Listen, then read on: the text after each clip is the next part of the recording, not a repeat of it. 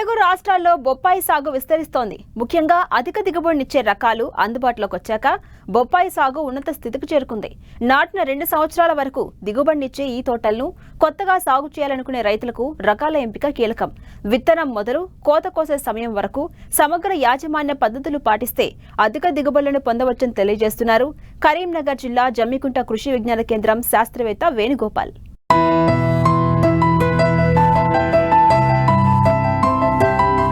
రెండు తెలుగు రాష్ట్రాల్లో బొప్పాయి సాగు విస్తీర్ణం నానాటికి పెరుగుతోంది. ఒకప్పుడు పెరటి తోటలకే పరిమితమైన బొప్పాయికి ఇంత ప్రాధాన్యం పెరగటానికి ప్రధాన కారణం మార్కెట్లో మంచి ధర పలకడమే కాకుండా అధిక దిగుబడినిచ్చే రకాలని చెప్పవచ్చు. బొప్పాయి అన్ని సీజన్లలో అందుబాటులో ఉండే పండు. ఇతర పండ్లలో కంటే పోషకాలు పుష్కలంగా ఉండటంతో వినియోగం కూడా గణనీయంగా పెరిగింది. దీంతో రైతులు సంవత్సరం పొడవునా బొప్పాయిని పండిస్తూ మంచి రాబడులను సొంతం చేసుకుంటున్నారు. అయితే తోటలకు ప్రధాన సమస్యగా వైరస్ తెగుళ్లు వెంటాడుతున్నాయి. అందువల్ల కొత్తగా తోటలను పెట్టాలనుకునే రైతులు ఆయా ప్రాంతాలకు అనువైన మేలైన రకాలను ఎంపిక చేసుకుని పంట ప్రారంభం నుండి వైరస్ను వ్యాప్తి చేసే రసం పీల్చు పురుగుల నివారణ పట్ల అప్రమత్తంగా ఉండాలి. ఎక్కువ కాలం నిల్వ ఉండి అధిక దిగుబడినిచ్చే రకాలు అర్కా సూర్య, అర్కా ప్రభాత్, అర్కా రెడ్ లేడీతో పాటు ప్రైవేట్ రకమైన తైవాన్ రెడ్ లేడీని రైతులు అధిక విస్తీర్ణంలో సాగు చేస్తున్నారు. పంట తొలి దశ నుండి మేలైన యాజమాన్య పద్ధతులు పాటిస్తేనే నాణ్యమైన అధిక దిగుబడులను పొందవచ్చంటున్నారు కరీంనగర్ జిల్లా జమ్మికుంట కృషి విజ్ఞాన కేంద్రం శాస్త్రవేత్త వేణుగోపాల్. మరి ఆ సాగు ఏ విధంగా చేపట్టాలో ఆయన ద్వారానే తెలుసుకుందాం. ఈ మధ్యకాలంలో బొప్పాయి సాగు అనేది రోజు రోజుకు పెరుగుతూ ఉంది. కారణం ఏంటంటే ఆరోగ్యం దృష్ట్యా ప్రతి ఒక్కరు కూడా బొప్పాయి యొక్క విలువలు తెలుసుకుని దాన్ని తీసుకోవడం జరుగుతుంది. కాబట్టి దానిలో భాగంగా ముఖ్యంగా రైతులు బొప్పాయి సాగు చేయాలనుకున్న వాళ్ళు ఖచ్చితంగా మంచి నాణ్యతమైన మొక్కలు ఎంచుకోవడం ఒకటి, అలాగే నాణ్యమైన విత్తనం ఎంచుకోవడం వల్ల ఎక్కువ దిగుబడి పొందే అవకాశం ఉంటుంది. కాబట్టి రైతులందరూ కూడా ఈ బొప్పాయిలో మనకు యూనివర్సిటీ మనకు బెంగళూరు నుంచి వచ్చేసి IIHR Indian institute of horticulture research నుంచి అర్కా సూర్య, అర్కా ప్రభాత్, అలాగే అర్కా రెడ్ లేడీ మనకు అందుబాటులో ఉన్నాయి. అలాగే ప్రైవేట్ కంపెనీ నుంచి మనకు తైవాన్ రెడ్ లేడీ ఎక్కువగా మనకు మార్కెట్లో అందుబాటులో ఉంటుంది. కాబట్టి ఈ యొక్క రకాలను మనం ఎంచుకొని మంచిగా నారు పెంచుకున్నట్లయితే నాణ్యమైన మొక్కలు నాటుకున్నట్లయితే ఎక్కువ దిగుబడి పొందొచ్చు. కాబట్టి రైతులందరూ కూడా నారు దశలోనే మంచి విత్తనం ఎంచుకో వరుసకి 50 ఫీట్లు మొక్కకు 6 ఫీట్ల దూరంలో మనం మొక్క నాటుకున్నట్లయితే మనకి ఎకరానికి వచ్చేసి మనకు 1000 నుంచి 1100 మొక్కలు నాటుకునే అవకాశం ఉంటుంది. కాబట్టి ఒక్కో చెట్టు మనకు మినిమం ఒక 50 నుంచి 60 కిలోలు మనకు దిగుబడి ఇచ్చినప్పటికీ మనకు మినిమం 50 టన్నుల నుంచి 60 టన్నుల దిగుబడి పొందే అవకాశం ఉంటుంది. కాబట్టి ఒక ఎకరంలో ఈ యొక్క మార్కెట్ను దృష్టి పెట్టుకొని మనకు కిలోకి మనకున్న తోటలకి వాళ్ళు వచ్చి మనకు కొనుక్కోవడం జరుగుతూ ఉంటుంది. కాబట్టి ఈ మధ్యకాలం మనం చూస్తున్నాము కిలోకి మనకు 10 రూపాయల నుంచి 12 రూపాయలు మనకు వచ్చినా కానీ మినిమం 5 లక్షల నుంచి 6 లక్షల రూపాయలు పొందే అవకాశం దీంట్లో ఉంటుంది. కాబట్టి రైతులు ఈ యొక్క రకాలను ఎంచుకొని మనం అనుకున్నటువంటి ఈ యొక్క స్పేస్లు అంటే దూరంలో పెంచుకోవడం ద్వారా ఎక్కువ దిగుబడి పొందే అవకాశం ఉంటుంది. ఇందులో ముఖ్యంగా రైతు మనకు నారు దశ నుంచి దీని యొక్క సస్యరక్షణ చర్యలు గమనించుకోవాలి. ఎందుకంటే మనం నారు విత్తనం నాటిన తర్వాత నారు కుళ్ళు తెగులు అంటే మనం కాండం కుళ్ళిపోతూ ఉంటుంది. ఈ యొక్క దీన్ని గమనించుకొని ఈ యొక్క రైతు ప్రతి ఒక్క రైతు కూడా ఆ యొక్క కాండం కుళ్ళు తెగులు గమనించినట్లయితే మనకప్పుడు ఆ యొక్క నారు దశలోనే మనము COC కాపర్ ఆక్సిక్లోరైడ్ మందు మనకు మార్కెట్లో అందుబాటులో ఉంటుంది. దాని లీటర్ నీటికి 3 గ్రాములు కలుపుకొని ఆ యొక్క మొక్కల యొక్క నారు యొక్క దశలోనే మనం మొక్క మొదల్లో పోయడం వల్ల ఆ యొక్క కుళ్ళు రాకుండా మనం చేసుకోవచ్చును. అదేవిధంగా మనకు కొంచెం తోటలు పెరిగిన తర్వాత కొంచెం నులిపురులు పొందే అవకాశం ఉంటుంది. నులిపురులు వచ్చి మనకు చెట్టు యొక్క వేర్ల దగ్గర వచ్చేసి వాటి యొక్క ఆ వేర్లను ఖరాబ్ చేస్తూ ఉంటాయి, మనకు పాడు చేస్తూ ఉంటాయి. కాబట్టి ఈ యొక్క నులిపురుల బెడద నుంచి రక్షణ పొందడానికి కూడా నారు దశలోనే మనం ఈ యొక్క కార్బోఫ్యూరాన్ గుళికల్ని మనము ఆ యొక్క మొదల్లో వేసుకోవడం ద్వారా ఈ యొక్క నులిపురులను కూడా మనము కంట్రోల్ చేసిన వాళ్ళం అవుతాము. అలాగే మనకు అక్టోబర్ నవంబర్ మాసాల్లో తీసుకున్నట్లయితే కొంచెం మనకు ఆకులపైన మచ్చలు ఏర్పడుతూ ఉంటాయి, ఆల్టర్నేరియా మచ్చలు. ఈ యొక్క మచ్చలు వచ్చినప్పుడు కూడా మనము గమనించుకొని మనము మ్యాంకోజేబ్ అనే మందు మార్కెట్లో అందుబాటులో ఉంటుంది. లీటర్ నీటికి వచ్చేసి 2.5 నుంచి 3 గ్రాములు మనం కలుపుకొని పిచికారీ తీసుకున్నట్లయితే ఈ యొక్క ఆకుమచ్చ అనేది పోతుంది. దీన్ని మనం వదిలేయడం ద్వారా ఈ యొక్క ఆకు కొమ్మలు మొత్తం కూడా ఎండిపోయి కూడా చెట్టు ఎండిపోయే అవకాశం ఉంటుంది. అదేవిధంగా మనకు బూడి తెగులు అంటే మనకు చల్లని వాతావరణం ఏర్పడినప్పుడు వర్షాలు పడినప్పుడు మనకు బూడి తెగులు వచ్చే అవకాశం ఉంటుంది. అది కాయలపైన వస్తుంది, ఆకులపైన వస్తుంది. కాబట్టి దీన్ని గమనించిన రైతు వెంటనే మనము మార్కెట్లో అందుబాటులో ఉన్నటువంటి మనకు నీటిలో కరిగే గంధకాన్ని లీటర్ నీటికి 3 గ్రాములు కలుపుకొని పిచికారీ చేసుకోవచ్చును.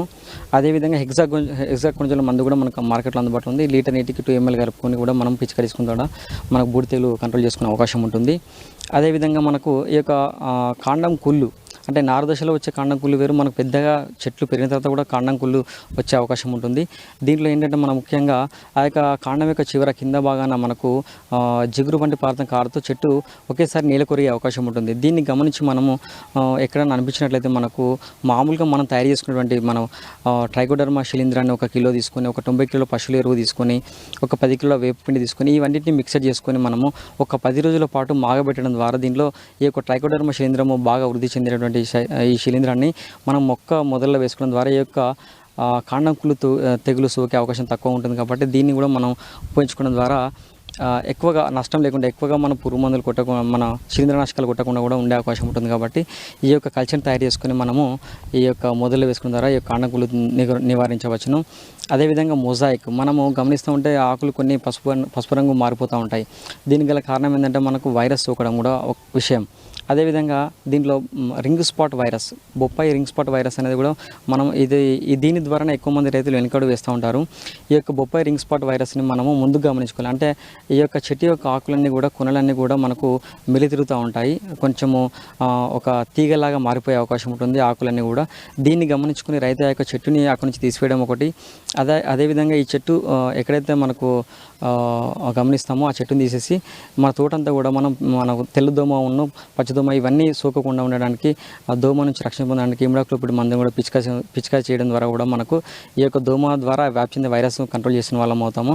దీనికి మనము పసుపు రంగు జిగురు పూసినటువంటి అట్టాలు మార్కెట్లో మనకు అందుబాటులో ఉంటాయి. వీటిని పెట్టుకోవడం ద్వారా కూడా ఆ యొక్క దోమ కంట్రోల్లో ఉంటుంది. అదేవిధంగా మన తోటలో గడ్డి మొలవకుండా ఉంచుకోవాలి. నీట్గా ఉంచుకోవడం ద్వారా కూడా ఈ యొక్క వైరస్ వ్యాప్తి అనేది చెందకుండా ఉంటుంది. బొప్పాయి పండించుకునే రైతులు ముఖ్యంగా 2 పోషక లోపాలు ఎక్కువగా వస్తుంటాయి, జింక్ లోపము అలాగే బోరాన్ లోపము. ఈ యొక్క జింక్ లోపం, బోరాన్ లోపం రాకుండా ఉండడానికి ప్రతి నెల ఒక్కసారైనా సరే బోరాన్ని లీటర్ నీటికి 1 గ్రామ్ కలుపుకొని, అదేవిధంగా జింక్ సల్ఫేట్ని 1 లీటర్కి 5 గ్రాములు కలుపుకొని ఈ రెండింటిని మిక్స్ చేసుకుంటే మనం పిచికారి చేసినట్లయితే మన యొక్క పోషక లోపాలు లేకుండా ఉంచడం ద్వారా మనకు ఈ యొక్క బొప్పాయిలో ఆకులు ఎప్పుడు విప్పారి మంచిగా ఆరోగ్యంగా ఉండే ఎక్కువ దిగుబడి పొందడానికి అవకాశం ఉంటుంది.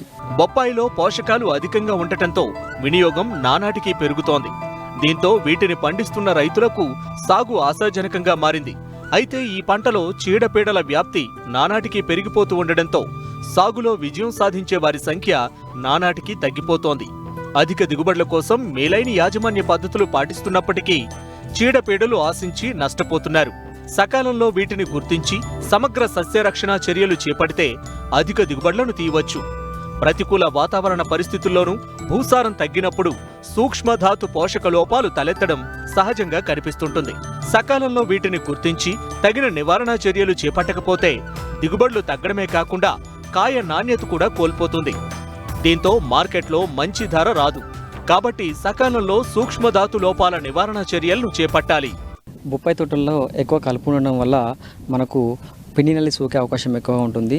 పిండి నల్లి ఎక్కువగా మనకు వయ్యారి భావ గడ్డి మీద ఎక్కువగా స్థావరం ఏర్పరచుకొని ఈ యొక్క చెట్ల పొదల నుంచి కాయలపైన సోకి ఈ యొక్క కాయలను నాశనం చేయడం జరుగుతుంది. దీని ద్వారా ఏంటంటే కాయ మొత్తం కూడా నల్లగా మారిపోయి ఆ ద్రవం కారుతూ ఉంటుంది. కాబట్టి ఇది మార్కెట్లో మనకు కొనే విధంగానే అమ్మే విధంగానే ఉండదు. కాబట్టి పిండి నల్లి సోకకుండా ముందు జాగ్రత్తలు తీసుకొని ప్రతి ఒక్క చెట్టు కాండానికి మామూలుగా దొరికే పాలిథిన్ షీట్ని చుట్టడం వల్ల ఆ యొక్క మీలీ బగ్ అంటే పిండి నల్లి పైకి ఎక్కే అవకాశం ఉండదు. కాబట్టి పిండి నల్లిని ముందుకు గమనించుకొని మనము ఈ యొక్క కవర్ని కట్టుకోవాలి. అదేవిధంగా మనకు పిండి నల్లి మనకు కంట్రోల్ చేయడానికి, నివారించడానికి మనకు ఎస్ఫేట్ వచ్చేసి లీటర్ నీటికి 1.5 గ్రాములు, అలాగే ప్రొఫెనోఫాస్ వచ్చేసి లీటర్ నీటికి 2 మిల్లీలీటర్లు కలుపుకొని పిచికారి చేయడం ద్వారా కూడా దీన్ని నివారించుకోవచ్చును. అదేవిధంగా మనకు ఈ యొక్క పండు దశకు వచ్చినప్పుడు మన కాయల్ని కోయినట్లయితే కొన్ని పండు వారిపోయి కాయల మీద పండు ఈగ సోకే అవకాశం ఉంటుంది. ఈ యొక్క పండు ఈగ సోకినప్పుడు పండు ఈగ పెట్టే గుట్ల ద్వారా మనకు ఆ యొక్క 2 నుంచి 3 రోజుల్లో పొదిగి చెట్టు యొక్క ప్రతి ఒక్క కాయకు సోకే విధంగా ఉంటాయి. కాబట్టి ఈ యొక్క కాయ కుళ్ళిపోయే అవకాశం ఉంటుంది. కాబట్టి పండు ఈగ నివారించడానికి మిథైల్ యూజినల్ ఉన్నటువంటి మనకు మందు ఉన్నటువంటి ఎర్ర బుట్టలు మనకు అందుబాటులో ఉంటాయి. వీటిని ఎకరానికి ఒక 4 నుంచి 5 పెట్టుకున్నట్లయితే మనకు ఎక్కువగా పండు ఈగ నివారించుకోవచ్చును. ఒకవేళ పండు ఈగ ఎక్కువ ఉన్నట్లయితే మనకు మెలాథియన్ మందు మార్కెట్లో అందుబాటులో ఉంటుంది. లీటర్ నీటికి వచ్చేసి 2 ml కలుపుకొని పిచికారి చేయడం ద్వారా కూడా దీన్ని నివారించవచ్చును.